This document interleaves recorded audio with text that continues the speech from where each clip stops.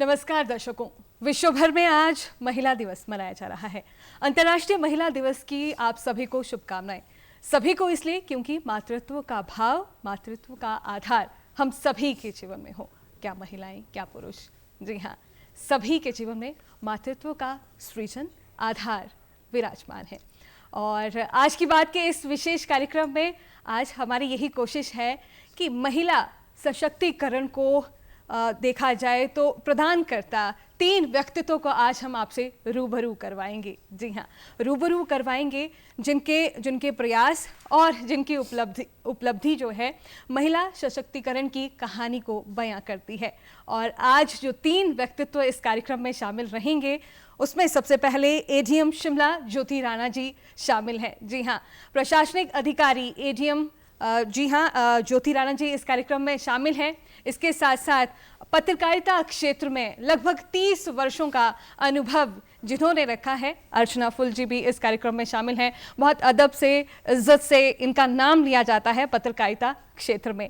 इसके साथ साथ विज्ञान क्षेत्र से, जी हाँ शोध क्षेत्र से हमारे साथ डॉक्टर नीलम ठाकुर भी जुड़ी हुई हैं। डॉक्टर नीलम ठाकुर के संदर्भ में ज़रूर ये कहें, जहां हिमाचल प्रदेश विश्वविद्यालय में असिस्टेंट प्रोफेसर ये हैं और शोध के क्षेत्र में इनकी जो उपलब्धियां रही हैं और वर्तमान में भी एक श्रेष्ठ उपलब्धि इनके संदर्भ में दर्ज हुई है। क्या वो उपलब्धि है देखें तो आपको कुछ ना कुछ इस संदर्भ में पता है। कार्यक्रम में और आगे बढ़ाएंगे और इस संदर्भ को जानकारी से जुटाएंगे कि कैसी ये उपलब्धि है और इस दिशा में और क्या जाना जा सकता है। सबसे पहले एडीएम मैम आपके पास आना चाहेंगे। अंतर्राष्ट्रीय महिला दिवस की आपको ढेरों शुभकामनाएं। आपको भी बहुत बधाई, सभी को शुभकामनाएं। जी मैम, प्रशासनिक अधिकारी आप हैं और सबसे पहले तो यही समझ आता है कि महिला दिवस मनाने की आवश्यकता आखिर क्यों पड़ी, और ये ख्याल ही अपने आप में थोड़ा सोचने को मजबूर कर देता है कि क्यों। पर फिर आंसर ज़रूर ये मिलता है कि बहुत सारी हमारी जो महिलाएं हैं वो उन रूढ़ियों से आगे निकली और आधार आज बना है कि आज हम इस मंच का इस्तेमाल राष्ट्रीय अंतर्राष्ट्रीय स्तर पर कर रहे हैं कि महिला दिवस हम मना रहे हैं। चुनौतियों के संदर्भ में ही हम समझना चाहेंगे, आप प्रशासनिक अधिकारी हैं, क्या कोई ऐसी विशेष चुनौतियाँ अभी भी आप समझती हैं कि महिलाएं जिनसे जूझ रही हों, या वो चुनौतियां है भी अथवा नहीं भी? मैं महिला सशक्तिकरण को एक अलग संदर्भ में देखती हूँ। मैं ये समझती हूँ कि सशक्त उसे किया जाता है जो शक्तिहीन हो, जिसे ईश्वर ने अपने स्वरूप में ढाला है, जिसे क्रिएटर बनाया है अपनी तरह। शक्ति उसमें पहले से ही है, पूरी तरह सशक्त है वो। जहाँ तक बात आती है चुनौतियों की, तो आपने भी रूढ़ियों की बात की, तो कुछ ऐसी रूढ़ियाँ परंपराएं चली आई जिन्हें ना कभी किसी ने क्वेश्चन किया, ना कभी हमने उन्हें चेंज करने की कोशिश की। लेकिन अब समय आया है जब हम उन परंपराओं से, एक जो शर्म के दायरे में बांध दी गई थी चीज़ें, उससे बाहर आ रहे हैं। चुनौतियाँ हैं, अभी भी हैं। अभी भी जब कहा जाता है, मुझे ही कहा जाता है कि एक महिला अधिकारी होते हुए वो अच्छा काम कर रही हैं, तो मुझे लगता है इसमें महिला या पुरुष, इसमें जेंडर बाइस की बात ही नहीं। आप एज एन इंडिविजुअल आप परफॉर्म करते हो। तो अभी भी वो लेबल जो कर दिया जाता है कि क्योंकि वो महिला है शायद इसलिए नहीं कर पाई, या फिर वो महिला होते हुए भी ऐसा कर रही है, ये बायस अभी तक ये एक चुनौती है। और ये जो सोच है, जब तक ये नहीं बदलेगी तो शायद अभी हमें और भी कई महिला दिवस मनाने पड़ेंगे। जी, अर्चना मैम आपके पास आना चाहेंगे। लगभग 30 वर्षों का आपका अनुभव पत्रकारिता क्षेत्र में, एक लंबा अनुभव। वर्तमान संदर्भ में यही कि जो मीडिया है उनकी भूमिका आप अगर देखें तो और कितनी चुनौतीपूर्ण है महिलाओं को सशक्त करने में या उनकी आवाज़ को और बुलंद करने में, क्योंकि आपने अपनी लेखनी के माध्यम से, अपने खबरों के माध्यम से उसे बुलंद किया है। वर्तमान में ऐसा क्या समझती हैं आप जो महिलाओं के लिए चुनौतीपूर्ण है अथवा उस पर और कार्य हो सकता है? जी देखिए, जैसे आपने पहले कहा कि महिला दिवस हम मना रहे हैं और मनाते चले आ रहे हैं, तो मैं ये कहूँगी कि जब मैं पत्रकारिता के क्षेत्र में आई थी, बहुत कम महिलाएं आती थी। तो एक मतलब अपॉर्चुनिटी की कमी होती थी उस समय कि लोग एक लड़की को एजुकेशन के लिए बाहर नहीं निकालते थे, और शादी होने के बाद ऐसा लगता था कि वो घर के काम के लिए बनी है। वही जो मैम ज्योति राणा जी ने बात की कि रूढ़िवादी एक जो सोच थी। लेकिन मैं लकी थी कि मुझे बाहर निकलने का मौका मिला और परफॉर्म करने का मौका मिला। और मैं ये समझती हूँ कि आज की डेट में अब एजुकेशन और जॉब अपॉर्चुनिटी सबको मिल रही है, महिलाओं को भी मिल रही है, लेकिन उसके आगे जो एक मीडिया से आगे जो सोशल मीडिया आया है। हमारे समय में प्रिंट मीडिया था, ठीक है, हम खबरें करते थे, महिलाओं की प्रॉब्लम्स को हम हाईलाइट करते थे, लेकिन अब क्या हुआ है कि हर महिला जो है वो अपनी प्रॉब्लम्स खुद ही हाईलाइट कर रही है। और सोशल मीडिया के माध्यम से बहुत सी लड़कियां जो फैशन वर्ल्ड में जाना चाहती हैं या जो ग्लैमर की दुनिया में अपने आप को देखना चाहती हैं, सोशल मीडिया में बढ़ चढ़कर भाग ले रही हैं। तो मुझे ऐसे लगता है कि महिलाओं को अब घर से बाहर निकलकर अपॉर्चुनिटी बहुत है, लेकिन साथ ही साथ सोशल मीडिया का जो एक ओवर एक्सपोजर है उससे बचना चाहिए और थोड़ा सा रेस्ट्रेंट अपने आप को होना चाहिए उनको कि हमें किस हद तक जो है वो सोशल मीडिया का यूज़ करना चाहिए। तो मुझे ऐसे लगता है कि ये बहुत बड़ी एक चुनौती है, क्योंकि सोशल मीडिया ने, आप देखिए कि सबके जीवन में अगर मोटिवेट किया है उनको, जैसे ज्योति राणा जी हर संडे को टॉक, अपनी एक मोटिवेशनल टॉक देती हैं, तो मोटिवेट करते हैं, लेकिन बहुत सारी चीज़ें सोशल मीडिया पे ऐसी हैं जो आपकी जीवन में जहर भी घोल रही हैं कि आप कंपैरिजन्स में फंस गए और आप जो है एक होड़ लग गई है कि मैं इनसे आगे कैसे जाऊं, ये इतना सोशल मीडिया पे दिखा रहे हैं अपने आप को, तो मैं इनसे आगे अपने आप को कैसे दिखाऊं। तो उस चीज़ से मुझे लगता है कि महिलाओं को बचना चाहिए, क्योंकि डिग्निटी, आप देखिए जहां महिला की बात आती है वहीं डिग्निटी की बात आती है। तो डिग्निटी मेंटेन करने के लिए मुझे ऐसा लगता है कि महिलाओं को अब समझ लेना चाहिए कि सोशल मीडिया के चलते हमें एक जो रेस्ट्रेंट है वो किस हद तक रखना चाहिए। जी जी। नारी तो मान है, सम्मान है, गौरव है, अभिमान है। और जैसे अर्चना मैम ने कहा कि अब हमें नैतिकता को बरकरार रखना होगा, उस दिशा में काम करना होगा।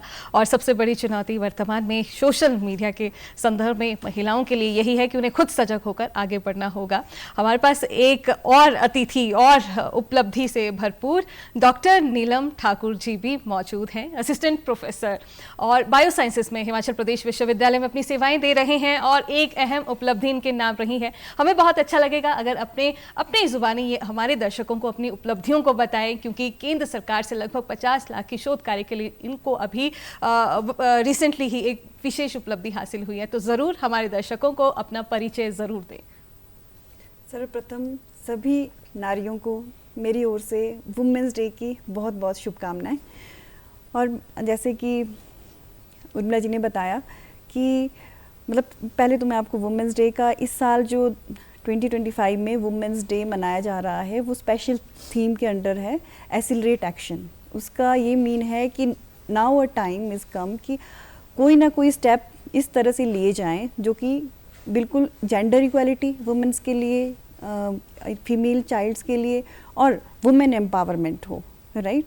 और ये सबसे जैसे मैम ने बताया कि सोशल मीडिया का, हाँ, ईच एंड एवरीवन, अब बच्चों को अलग नहीं रख सकते, चाहे वुमेंस हैं चाहे चाइल्ड वो हैं, बट संस्कारों के साथ, परंपराओं के साथ आप मॉडर्न वर्ल्ड में जाएं, ठीक है, तब आप पॉजिटिविटी से भरे रहेंगे। अगर आप जहाँ भी अपने संस्कार और परंपराओं को भूलते हैं तब नेगेटिविटी की ओर आदमी जाता है। तो इसमें सबसे ज़्यादा महत्वपूर्ण रोल जो रहता है वो वुमेंस का, राइट। और जो आपने पूछा अभी उस संदर्भ में मैं बता दूं कि आपको कि अभी चलो तो गवर्नमेंट का है, वो रिसर्च प्रोजेक्ट है थोड़ा प्रोफेशनल है, बिल्कुल। तो कि चलो वो हमें एक अपॉर्चुनिटी मिली है तो हम उसको अच्छे से करेंगे। ट्राइबल एरिया से रिलेटेड है और जैसे हम बायो साइंसेस से हैं तो साइंसेस से रिलेटेड है। और ये एक मतलब केंद्र सरकार हमेशा कुछ न समय समय पे कोई ना कोई इस तरह की परियोजनाएं निकालती रहती हैं, तो नीड टू टच की टच में रहें। और ये नहीं है कि इजीली मिल जाता है, बहुत सारे आपको उसके लिए बहुत सारे प्रयास करने पड़ते हैं।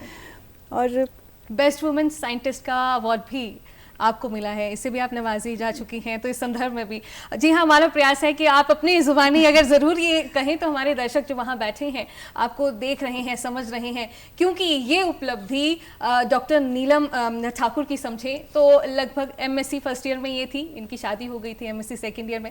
हालांकि ये पारिवारिक पृष्ठभूमि से ऊपर उठते हुए और उनके सहयोग के चलते आज इतने बड़े लक्ष्य को हासिल हुई हैं। बातचीत में यही बात निकली थी और इसी संदर्भ में हम चाह रहे थे कि हमारे दर्शकों को आप ज़रूर बताएं। मैं सभी जितनी भी चाइल्ड वो फीमेल्स हैं, ठीक है, जो जितनी भी गर्ल्स हैं, मैं सबको यही कहूँगी कि जब भी हम कोई भी हम गोल डिसाइड करते हैं, ठीक है, उसके लिए सबसे इम्पॉर्टेंट आपकी फैमिली का सपोर्ट रहता है, आपको प्रॉपर मोटिवेशन गाइड। अगर आप में खुद में है कुछ हमने करना है तो nobody can stop you। आपने आगे बढ़ना है, बस सिर्फ एक चीज़ आपने वो रखनी है कि नहीं, अगर आपने कुछ करना है तो फैमिली आपको डेफिनेटली सपोर्ट करती है। जी जी। एडीएम मैम के पास आना चाहेंगे, एडीएम ज्योति राणा। जी हाँ, 17 वर्ष की आयु में मॉडलिंग क्षेत्र में भी ये गई और उसके बाद अगर देखें तो मिस चंडीगढ़ ये रही हैं। इसके बाद फेमिना मिस इंडिया के टॉप 5 में भी ये शामिल रही हैं। पारिवारिक क्षेत्र का जिक्र हुआ तो इनके जो पिता हैं वो पुलिस ऑफिसर थे और कैसे पारिवारिक पृष्ठभूमि किसी के गोल को डिसाइड करने में महत्वपूर्ण भूमिका निभाती है, और जो व्यवहारिकता और व्यवहार हम इनके स्वरूप में देख पाते हैं वो हम ज़रूर इनसे समझना चाहेंगे कि पारिवारिक पृष्ठभूमि क्या रहती है और कितनी अहम वो भूमिका निभाती है, एक अधिकारी के तौर पर भी समझने का प्रयास करेंगे। उर्मिला जी, सिर्फ अधिकारी के तौर पर नहीं, एक व्यक्ति के रूप में आपको सबसे पहले जो फाउंडेशन है वो फैमिली से ही मिलती है। आपके जो संस्कार हैं, जिस तरह से आप चीज़ों को समझते हैं, तो मैं बहुत अपने आप को फॉर्चुनेट समझती हूँ कि मुझे ऐसा परिवार मिला जहाँ पर मेरे और मेरे भाई में कभी कोई अंतर नहीं किया गया, कभी फील ही नहीं हुआ कि कोई फ़र्क है। जबकि मैं देखती हूँ जब किसी के घर में दूसरी बेटी होती है, वैसे तो पहली बेटी पे भी कहेंगे चलो जी कोई नहीं, लक्ष्मी हुई है। ये चलो जी कोई नहीं क्या होता है? That means you are just consolation दे रहे हो। सो वो कभी देखा नहीं। जन सेवा की भावना तभी देखी क्योंकि फादर पुलिस में थे और मैंने हमेशा से सोचा था कि मुझे जन सेवा से जुड़ना है, एक अधिकारी के रूप में हम सरकार के लिए काम करना है, लोगों के लिए काम करना है। तो मॉडलिंग के क्षेत्र में कुछ समय काम किया, बट वो मेरा एप्टीट्यूड नहीं था। मैं कहूँगी जिनका एप्टीट्यूड है वो बहुत इसमें बहुत अच्छा फील्ड है, लेकिन मेरा एप्टीट्यूड नहीं था, तो मैं समय रहते मैंने उसको छोड़कर एग्ज़ाम दिया, तो लकीली पास किया और यहाँ पर आज तक अपने जी काम करते हुए पहुँची हूँ। जी। तहसीलदार से लेकर एडीएम तक के सफ़र को भी जानना चाहेंगे। तहसीलदार से लेकर आपकी फर्स्ट अपॉइंटमेंट तहसीलदार शिमला में थी, शिमला में भी हुई थी और अब एडीएम पद पर आप कार्यरत हैं। क्योंकि एक लंबा समय अगर देखें तो 2003 के आसपास आप तहसीलदार रही हैं, 2025 में आप एडीएम में हैं। तो वो जो आप प्रोफेशनली हम देखें तो बदलाव क्या रहे हैं, और बदलावों के साथ साथ कुछ विशेष जो आपको लगा हो कि उस संदर्भ में बात आज ज़रूर करनी चाहिए हमारे दर्शकों के साथ, तो ज़रूर करें। चीज़ें पहले भी वैसी ही थी, बस वही मैं कह रही थी, हम दायरों से बाहर आए हैं। मुझे उस समय लगता था, जबकि आप बात करें जब मैं तहसीलदार थी शिमला में, that a woman has to work double, you know, has to be double efficient to prove half as good, कि उसे डबल काम करना पड़ेगा तब वो कहीं आधे पे आंकी जाएगी। बट वो धीरे धीरे चीज़ें चेंज हुई। आज ऐसा मैं कह रही हूँ कि कोई वैसी कोई फ़र्क नहीं है, सभी को इक्वल अपॉर्चुनिटी, जैसे अर्चना मैम ने कहा, अपॉर्चुनिटी सबको, एजुकेशन में भी, जॉब्स में भी वो इक्वालिटी है। बायस सिर्फ वही है जो पारिवारिक पृष्ठभूमि से हम सीख के आते हैं। क्यों ऐसा होता है कि घर पे कोई लड़का अगर मान लीजिए बर्तन धो रहा है तो उसके पेरेंट्स को टोक देंगे कि ये लड़कियों वाले काम करवा रहे हो, या कोई लड़की कहीं क्रिकेट खेल रही होगी तो या फुटबॉल खेल रही होगी, कहीं यार इसको क्या लड़के जैसा क्यों बना रही हो। ये दायरे क्यों बांध दिए हमने हर चीज़ का जेंडर हम लोगों ने उसमें दे दिया, और वो सोच बन जाती है, और वो धीरे धीरे धीरे एक आ जाते कि ये चीज़ लड़कियों के करने की है, ये लड़कों के करने की है। मैं बिल्कुल नहीं मानती इसमें कि कोई किसी से ज़्यादा है या कम है, बोथ आर इक्वल। और बाय द वे हम ये इंटरनेशनल मेंस डे क्यों नहीं मनाते? बिल्कुल 19 नवंबर को आई थिंक हमें वो भी मनाना चाहिए। बिल्कुल। और अर्चना मैम आपके पास आना चाहेंगे। पारिवारिक पृष्ठभूमि की बात हो रही है और पारिवारिक पृष्ठभूमि में एक नया जो मेहमान है वो आपके घर पर भी जुड़ा है। अभी आपकी बेटे की जहाँ शादी हुई, और उसके बाद ये इसलिए समझना बहुत ज़रूरी है क्योंकि आपसे जब बातचीत हो रही थी तो आपने कहा था कि जो कार्य महिला के ही हैं उन्हें करने ही पड़ेंगे, चाहे जितनी बड़ी उपलब्धि उनकी हासिल हो जाए, चाहे जितने बड़े मुकाम पर वो हो जाए, तो वो उन्हें ही भाएंगे रहेंगे और उन्हें ही करने पड़ेंगे। और अब चूंकि यहाँ जिक्र हुआ है तो आप डॉक्टर हैं, आपके दोनों बच्चे डॉक्टर हैं, और शिक्षा को आपने कहा था कि एक हमारे समय में शिक्षा प्राप्त करना बहुत बड़ी चुनौती थी, और पारिवारिक पृष्ठभूमि से समझें तो कैसे उसे आप अगली पीढ़ी को देंगे, इस दिशा में बताना चाहेंगे? मैं ये समझती हूँ कि जैसे हम लोग जॉब्स में आए तो डबल एक महिला को काम करना पड़ता है। अब आप ये देखिए कि घर में बच्चे हैं तो बच्चों को जो मदर एक केयर दे सकती है, फादर देते हैं केयर, लेकिन मदर का रोल अपना है। तो मैं ये नहीं कह सकती कि मैं जॉब कर रही हूँ तो मैं बच्चे नहीं देखूँगी, तो लेकिन साथ साथ चलती है फैमिली।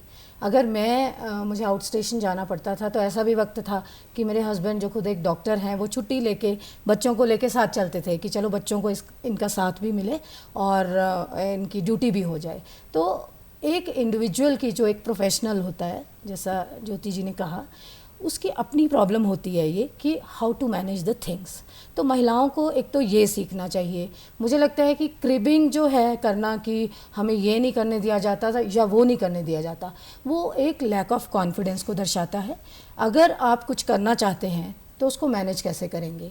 जैसे मेरा जो प्रोफेशन था बहुत ही चैलेंजिंग था कि उस समय, अब वो मोबाइल वाला ज़माना नहीं था हम लोगों को। तो अगर 98 में मुझे आज भी याद है मिलिटेंट अटैक हुआ था चंबा के बहुत ही इंटीरियर एरिया में, सतरुंडी में। तो फटाफट मुझे जाना पड़ा। मेरे हस्बैंड ने छुट्टी ली, बच्चों को, बेटा था मेरा, उसको मदर के पास छोड़ा पालमपुर, और फटाफट हम अपनी गाड़ी में गए, फैक्स मशीन ली, साथ में पीसीओ पे अटैच करके फिर टाइपराइटर लिया, टाइप करके स्टोरी भेजी।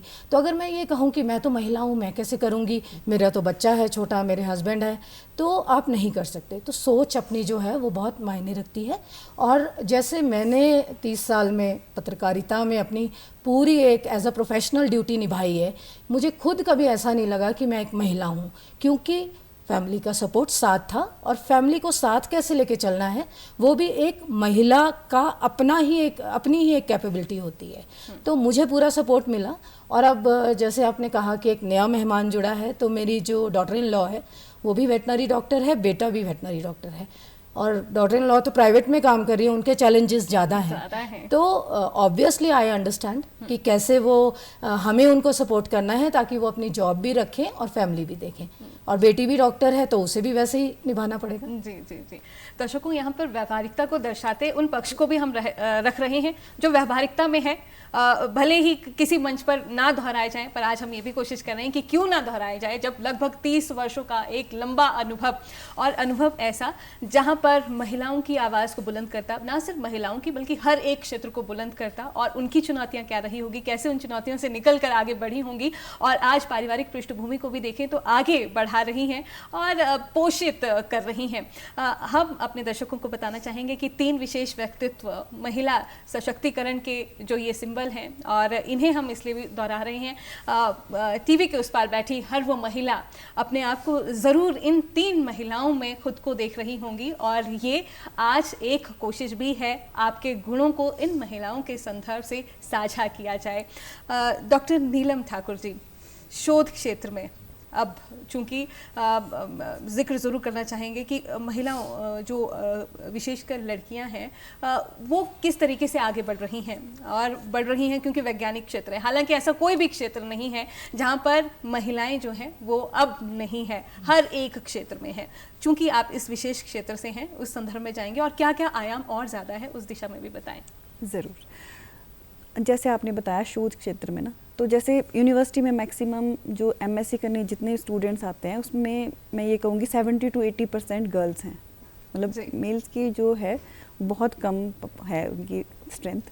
तो इस क्षेत्र में रिसर्च में मैं बताऊँ, मतलब रिसर्च में ऐसा है कि बहुत सेफ़ जॉब है, मतलब इतनी चैलेंजिंग जॉब नहीं है। अगर आप करने वाले हैं, अगर आपको करने की लगन है, तो आप रिसर्च क्षेत्र में बड़े आराम से जा सकते हैं। मतलब ये है कि आपको उन अपॉर्चुनिटीज़ को जो आपको लाइफ में मिलेगी उन्हें आपको ग्रैब करना पड़ेगा, राइट।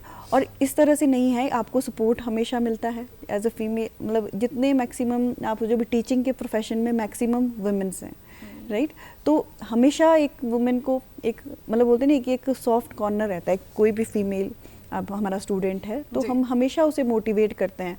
बट ये है कि जिस फीमेल को अच्छा एक प्लेटफॉर्म मिल गया, जिसको एक अच्छी मोटिवेशन है खुद में कि हमने करना है, वो लोग आगे रिसर्च में पीएचडी करते हैं। ठीक है, नंबर ऑफ कॉलेजेस हैं जहाँ पे मतलब पोस्टिंग मतलब होता है, जब भी वैकेंसी है ये है कि आपको टच में रहना पड़ेगा, अवेयर रहना पड़ेगा, राइट। तो इस फील्ड में, इन रिसर्च में मैं कहूँ बहुत अच्छे मतलब एक आगे एक फीमेल जो भी आगे है मतलब जैसे जाएंगे बच्चे जाएंगे, जो फीमेल स्टूडेंट हैं वो करेंगे, तो उनके लिए बहुत अच्छा एक प्लेटफॉर्म है रिसर्च में। बहुत सारे हमारे पास एग्जांपल्स हैं, जैसे कि मैं बताऊँ अभी कल्पना चावला जी, सुनीता विलियम्स जी हैं, तो मतलब बहुत अच्छा, आप एस्ट्रोनॉमी में जाओ, फिजिक्स में कुछ भी आप करते हैं तो मतलब ये बहुत अच्छा एक अच्छा प्लेटफॉर्म है रिसर्च में, अगर कोई भी फीमेल चाइल्ड जाना चाहे तो। जी जी, आज की बात के इस विशेष कार्यक्रम में 3 विशेष व्यक्तित्वों से आप रूबरू हो रहे हैं। एडीएम मैम ज्योति राणा के पास आना चाहेंगे, और अब चूंकि प्रशासनिक अधिकारी और मैम ये एक ऐसा क्षेत्र है जिसकी चाहना हर जो टीवी के उस पार जो देख रहा है बच्चा है, यूथ है, वो उसकी एक चाहना होती है, और उस चाहना में वर्तमान संदर्भ में है ना, वो उन लड़कियों के लिए आपके क्या सुझाव होंगे, किस दिशा में वो कार्य कर सकती हैं या कैसे वो और प्रबलता दे सकती हैं, उन प्रयासों को अगर आप हमारे दर्शकों के साथ साझा करें आज के इस विशेष दिन में, क्योंकि बहुत सारी महिलाएं, छात्राएं आपसे प्रेरित हो रही होंगी और चाह रही होंगी कि आप तीनों में से, चाहे वो पत्रकारिता क्षेत्र हो, प्रशासनिक क्षेत्र हो, शोध क्षेत्र हो, जरूर आगे बढ़ें। तो जरूर मैम आपसे इस संदर्भ में भी जानना चाहेंगे। अब फिर से आपने जब बात की कि छात्राएं नहीं, मैं छात्र छात्राएं दोनों को बिल्कुल, तो मैं किसी जेंडर बायस में कभी बिलीव किया ही नहीं। हर व्यक्ति को अपना सबसे पहले ना स्किल सेट समझना चाहिए, क्योंकि प्रशासनिक सेवाएं एक सेवाएं हैं। कोई डॉक्टर बनना चाहता है, कोई इंजीनियर बनना चाहता है, कोई पत्रकार बनना चाहता है, कोई रिसर्च करना चाहता है, कोई फिल्म स्टार बनना चाहता है, कोई सिंगर बनना चाहता है, कोई खेलना चाहता है। लेकिन सबसे बड़ी बात है कि वो चीज़ क्या उसकी अपनी सोच और ख्वाहिश है या फिर वो इम्पोज ड्रीम्स है। सबसे बड़ी प्रॉब्लम जो है आज के टाइम में, जगह अगर हम कहें कि प्रेशराइज्ड फील करते हैं बच्चे। आज दिन में भी मैं एक कार्यक्रम में, महिला दिवस पे कार्यक्रम था, तो बात चल रही थी कि आज की जनरेशन बहुत निराश और अनहैप्पी दिखाई देती है। रीज़न क्या है उसका? I think unfair comparisons. क्यों मैम? और इम्पोज्ड कि वो फलां व्यक्ति का बेटा इस नौकरी में निकल गया, तुम भी वही करो। उसने ये वाला सब्जेक्ट लिया, वो जेई में निकल गया, तुम भी वही करो। इस वजह से वो अनहैप्पीनेस हम जो देखते हैं वो इसलिए क्योंकि वो काम वो खुद नहीं करना चाहते, वो उसे बताया गया कि ये करना चाहिए, ये सक्सेसफुल है। सक्सेस के भी हमने दायरे बांध दिए कि ये सक्सेसफुल है, वो नहीं है। तो अगर वो काम आप अपने मन से करते हो तो वो काम नहीं लगता। जैसे मैंने आपको कहा कि मॉडलिंग मेरा मन का काम नहीं था, तो ऐसे फ्रेंड्स के कहने पे चले गए, लेकिन वो मुझे लगता था कि नहीं, मैं खुश नहीं हूँ यहाँ पे। यहाँ पर मुझे अपना काम नहीं लगता है, लगता है it's a way of life. तो वही मैं सभी छात्र छात्राओं सभी से, क्योंकि काम शुरू करने की तो कोई भी उम्र नहीं होती। आपको जिस चीज़ में टाइम का पता ना लगे, आपको जो आप दिल से जो काम करो वो चुनना, उसमें अपना पूरा प्रयास लगाना, क्योंकि कोशिश में कमी नहीं होनी चाहिए, फल अपने आप मिल जाता है। मैम आपकी ये बात की व्यवहारिकता इस संदर्भ में मिल जाती है कि आपकी बेटी खुद, जहां उसका इंटरेस्ट फोटोग्राफी क्षेत्र में रहा और आपने उन्हें उसी दिशा में आगे बढ़ने के लिए जो है मौका दिया, और जहां आपके ऊपर भी दबाव देखा जाए तो चाहे रिश्तेदारों की तरफ से कि इसे इस क्षेत्र में क्यों ना डालें, ज़रूर ये भी हमारे दर्शकों के साथ साझा करें। मेरी बेटी पढ़ाई में बहुत ज़्यादा मेहनत करती थी और बहुत सो कॉल्ड ब्राइट स्टूडेंट थी, एंड तारा हॉल के टॉपर्स में से थी। जब 10th के एग्ज़ाम्स के बाद उसने ह्यूमैनिटीज़ लिया, एग्जाम्पल मैंने बड़ी बार शेयर किया है, उसने ह्यूमैनिटीज़ चूज़ किया, हिस्ट्री, पॉलिटिकल साइंस, जो मेरे भी सब्जेक्ट्स थे। मुझे आके लोगों ने इस तरह से किया जैसे कोई शौक व्यक्त करने आता है, अरे जी शिवांगी ने ह्यूमैनिटीज़ ले लिया, उसको तो नॉन मेडिकल लेना चाहिए था, चलो और कुछ नहीं तो कॉमर्स ही ले लेती। मैंने कहा आपने इसमें भी हायरार्की बना दी। जो उसे पसंद है वो करने दो। तो उसके बाद उसने जो उसकी मर्जी के सब्जेक्ट है उसमें वो खुशी से पढ़ा। साथ ही साथ उसे पता लगा कि उसका इंटरेस्ट फोटोग्राफी में है, वो कैमरा में ऐसे कैप्चर करती है चीज़ों को that you know a moment frozen in time, and जो खुशी उसके चेहरे पे उस समय होती है और कभी नहीं होती होगी। तो मैंने उसे कहा जिस चीज़ में आपका मन है उसी में जाओ। तो अब जब बच्चे को आप उस पर आपने अपने ऊपर ट्रस्ट करोगे एक तरह से, बच्चे से ज़्यादा खुद पे, कि हाँ मैंने वो अपब्रिंगिंग दी है कि वो अपने लिए सही डिसीजन लेगा, तो लेट देम एक्सेल, उनको उड़ने दो, जी है ना? जी, यही व्यावहारिकता का जिक्र यहाँ पे इसलिए करना बहुत ज़रूरी था क्योंकि व्यावहारिकता दर्शाते हैं आपके शब्दों में, वो सारी चीज़ें व्यावहारिकता में आई हैं। अर्चना मैम, कार्यक्रम के बिल्कुल आखिर में हम पहुँच रहे हैं और अब चूँकि ये अंतर्राष्ट्रीय महिला दिवस हम मना रहे हैं और महिला की सजगता की बात हो रही है, संबलता की बात हो रही है, कुछ ऐसे बिंदु हैं जो वर्तमान में महिलाओं को ही खुद समझने बहुत ज़रूरी हैं और उस दिशा में आगे बढ़कर आगे खुद आवाज़ उठानी होगी। ऐसी कौन सी चीज़ें रही होंगी अभी भी जिस पर काम खुद महिला को करना होगा? तो मुझे ऐसा लगता है, एक तो जैसे पहले हमने बात की कि अपॉर्चुनिटी बहुत है, वो आपको खुद ग्रैब करनी होगी। बैठे बिठाए अगर आप सोचो कि आपको कोई कहेगा, क्योंकि सबको ये सूट करता है कि लड़की है, महिला है, वो घर में बैठे तो काम इजी हो जाता है। लेकिन जब तक महिलाएं खुद आगे नहीं आएंगी और अपने अधिकार के साथ साथ ड्यूटीज़ की बात नहीं करेंगी, तो मैं समझती हूँ कि महिला सशक्तिकरण जो जिसकी हम यहाँ बात कर रहे हैं, एम्पावरमेंट की बात कर रहे हैं, वो कभी नहीं हो पाएगी जब तक हम अपनी आवाज़ नहीं उठाएंगे और हम अपने आप को मतलब हार्ड वर्क के लिए तैयार नहीं करेंगे, तब तक वो महिलाएं जो हैं वो आगे नहीं आ पाएंगी। जी जी जी, कार्यक्रम के बिल्कुल आखिर पड़ाव पर हम हैं। हालांकि ये कार्यक्रम देखें तो इस कार्यक्रम में जो हमारे मेहमान हैं उनसे बातचीत का दायरा हमने और बढ़ाना था। कार्यक्रम के बिल्कुल आखिर पड़ाव पे हम पहुंच गए हैं। अपने तीनों मेहमानों का हम आभार व्यक्त करना चाहेंगे। अंतर्राष्ट्रीय महिला दिवस के इस विशेष कार्यक्रम में आज आप पहुंची, आपने शिरकत की और इस कार्यक्रम में 4 चांद लगाए। एक बात और इसमें ज़रूर मेंशन करना चाहेंगे कि बहुत सारी चीज़ें हैं छूट गई हैं और हमें उम्मीद है कि आप ज़रूर उस संदर्भ में हमें ज़रूर माफ़ी देंगे और हमारे दर्शक जितनी भी अब तक की बातचीत हुई उसमें ज़रूर जो बातें रही होंगी उससे लाभान्वित हुए होंगे और हमारे सभी दर्शकों को अंतर्राष्ट्रीय महिला दिवस की हार्दिक शुभकामनाएं और हमारे जो तीनों मेहमान हैं उनका बहुत बहुत शुक्रिया। धन्यवाद। जी, तो दर्शकों, आज की बात के इस विशेष कार्यक्रम में इतना ही। उम्मीद है इस कार्यक्रम का आपने आनंद भी उठाया होगा और हमारे तीनों जो मेहमान हैं उनके व्यक्तित्व से जहां आप प्रभावित तो हुए ही होंगे, पर कुछ जो इनके विचार हैं और जिन पर कार्य किया जा सकता है उस पर ज़रूर कार्य करेंगे। फिलहाल आपसे अनुमति लेना चाहेंगे, दीजिए अनुमति। नमस्कार।